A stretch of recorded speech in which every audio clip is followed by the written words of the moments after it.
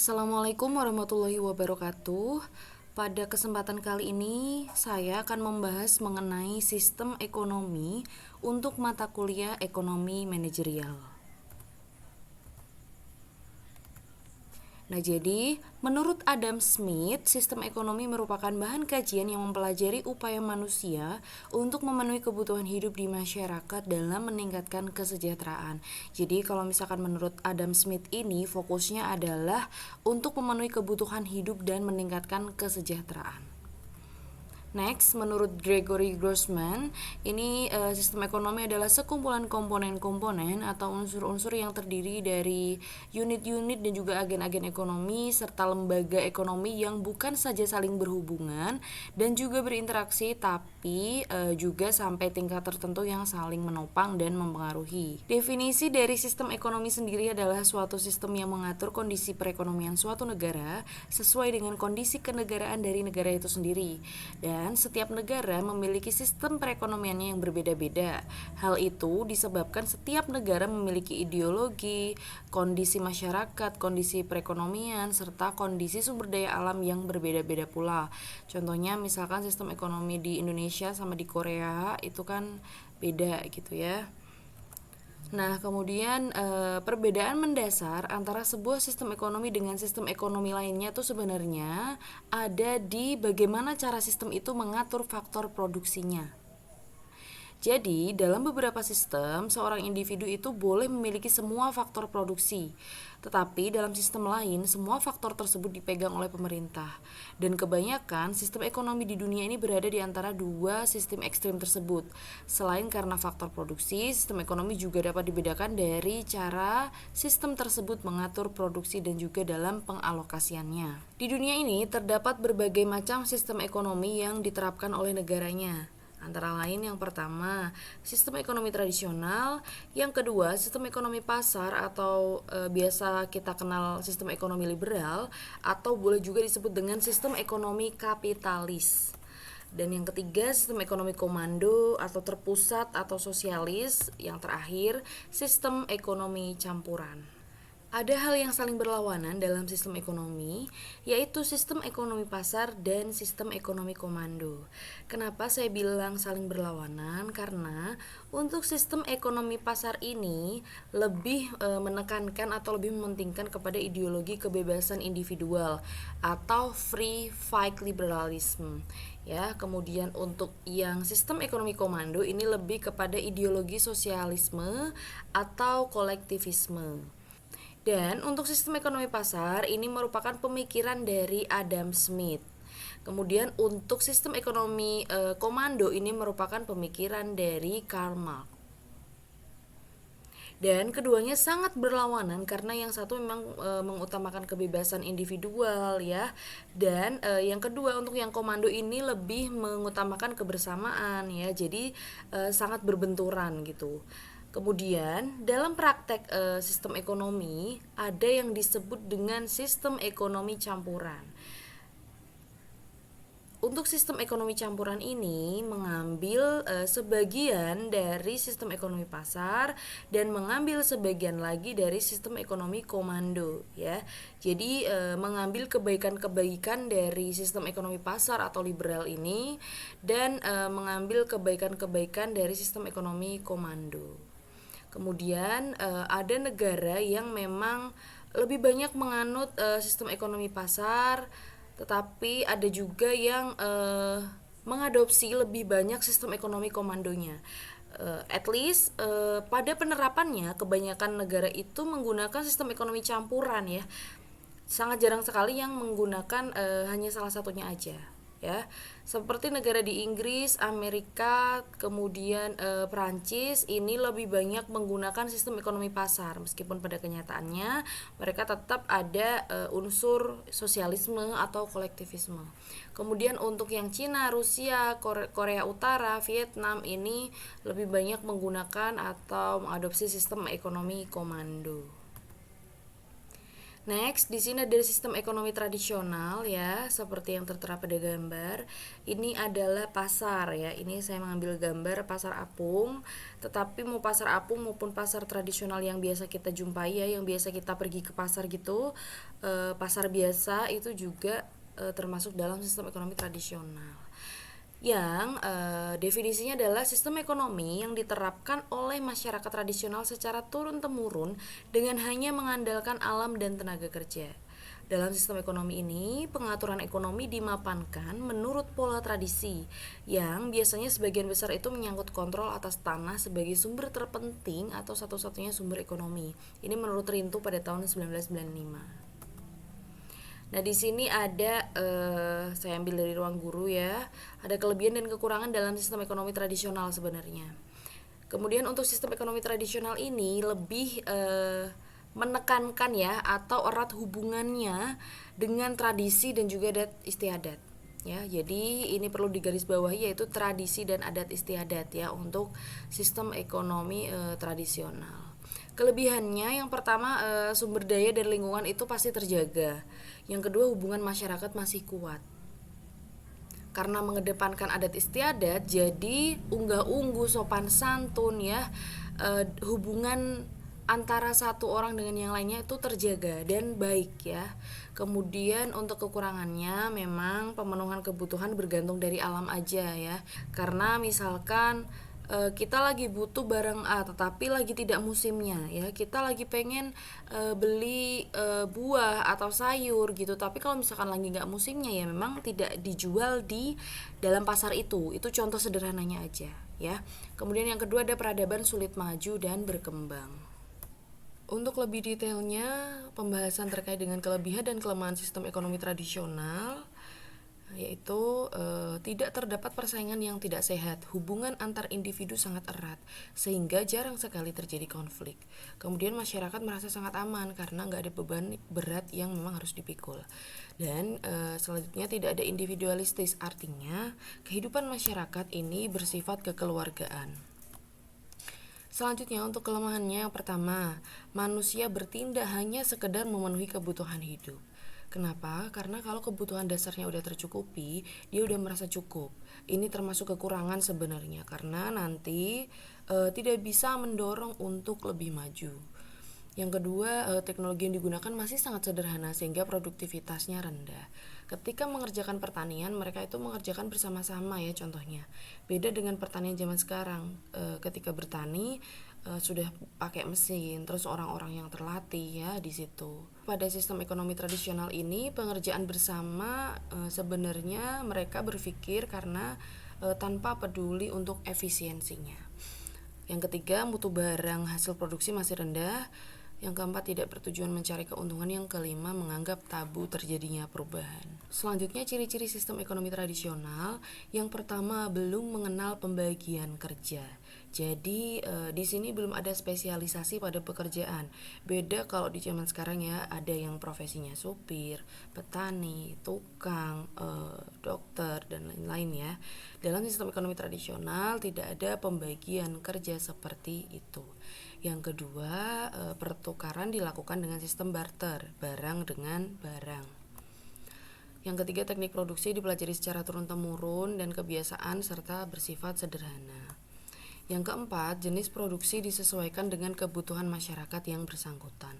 Artinya, aktivitas produksi itu semata-mata ditujukan untuk memenuhi kebutuhan masyarakat yang bersangkutan. Belum ada pikiran untuk memperjualbelikan produk. Tidak ada motif untuk cari keuntungan dengan memperjualbelikan barang. Kenapa? Karena produksi biasanya hanya untuk kebutuhan masyarakat yang bersangkutan. Nah, yang kelima, kehidupan masyarakat bersifat kekeluargaan. Beda dengan orang zaman sekarang ya, terutama di kota-kota besar ada istilah elu-elu gua-gua ya, masing-masing jadinya. Jadi pada sistem ekonomi tradisional ini kehidupan bermasyarakat kental sekali dengan kekeluargaan.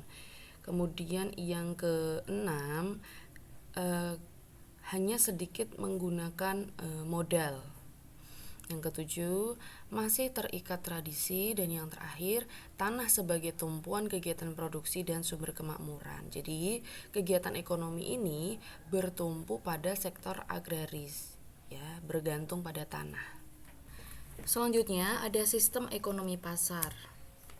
Nah, untuk sistem ekonomi pasar ini ada beberapa istilah sebenarnya, bisa dikatakan sebagai sistem ekonomi liberal atau juga sistem ekonomi kapital, ya. Jadi sistem ekonomi ini tuh sebenarnya diilhami oleh paham kebebasan atau liberalisme, ya. Untuk itu sistem ekonomi ini disebut dengan sistem ekonomi liberal.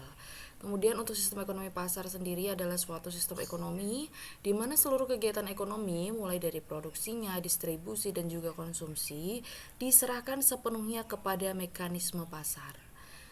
Karena diserahkan kepada mekanisme pasar, maka disebut dengan sistem ekonomi pasar, ya. Untuk itu mengapa sistem ekonomi ini ada beberapa istilah, ada sistem ekonomi pasar, liberal ataupun kapital, ya.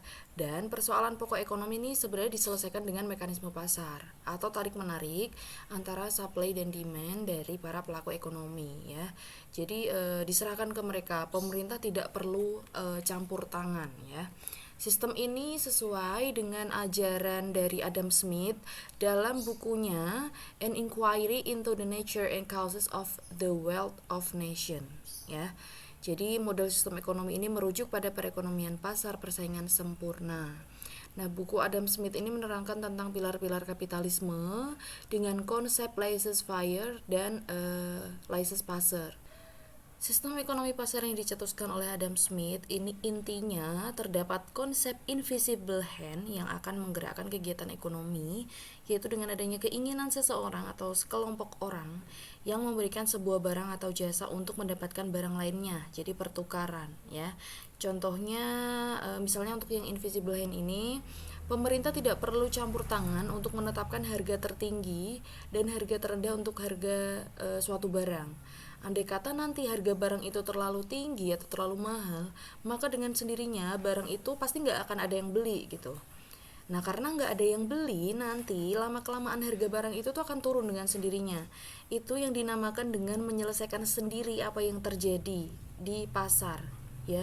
Tidak ada campur tangan pemerintah, yaitu yang namanya adalah invisible hand. Ketika nanti persoalan pokok diselesaikan sendiri, ketika seluruh kegiatan ekonomi diselesaikan oleh pasar, siapa nanti yang akan lebih kuat, siapa nanti yang akan lebih menguasai perekonomian?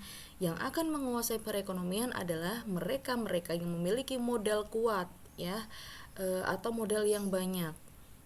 Jadi harga dalam pasar dapat goyah, terutama karena hukum penawar dan hukum permintaan, serta keinginan pengusaha menggunakan modalnya sebaik mungkin. Oleh karena itu, sistem ekonomi ini disebut juga sistem ekonomi kapital. Kenapa?